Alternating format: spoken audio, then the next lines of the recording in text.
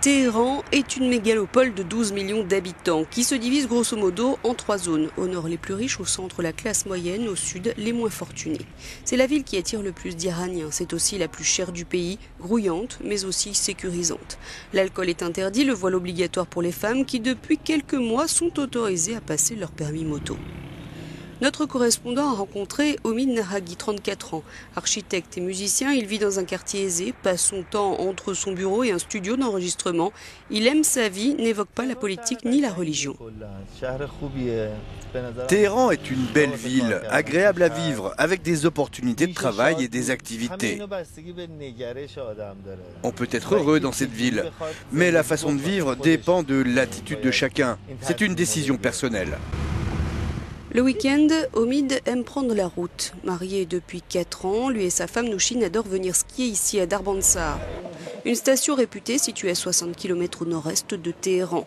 Les pistes démarrent à 2700 mètres d'altitude.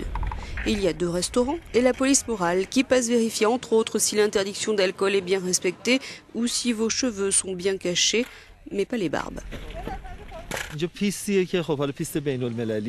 C'est une station de ski de niveau international. Elle est connue, c'est une attraction touristique. C'est l'une des stations les plus importantes et les plus professionnelles en Iran. Je viens ici avec mes amis, ma famille, ma femme aussi. Mais elle ne m'a pas accompagné cette fois parce qu'elle est enceinte.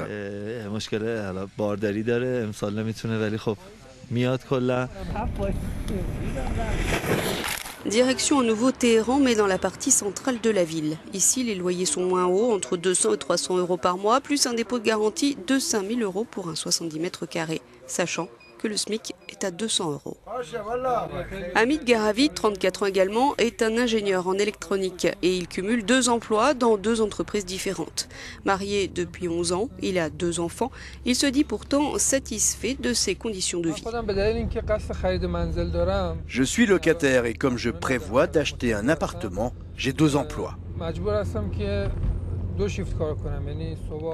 Un travail normal toute la journée jusqu'à 16 h, puis le soir. Je travaille ailleurs jusqu'à 21 h ou 22 h pour faire de l'argent et pour acheter cet appartement. Hamid ne donnera pas plus de détails sur son second job, travail au noir oblige. Lui non plus ne parle pas politique, ni religion, ni code vestimentaire, ni du manque de liberté en général. Sa femme est professeure de sciences à l'école élémentaire. Tous deux estiment avoir un niveau de vie moyen.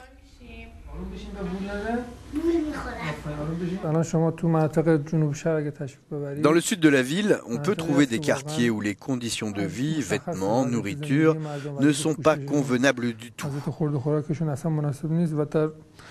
Mais dans le nord de la ville, on peut voir des voitures qui coûtent plus cher que l'appartement dans lequel on vit. Il y a un énorme fossé entre les classes sociales dans la société. Malgré tout, Téhéran est une ville où on peut vivre si on travaille dur. Si vous êtes doué et persévérant, vous pouvez travailler.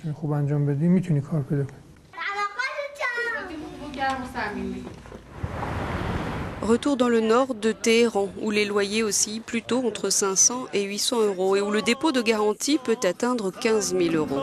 Les niveaux de vie sont nettement différents, le fossé parfois énorme, mais les points de vue assez proches finalement entre Omid et Hamid, notamment concernant l'importance donnée au travail.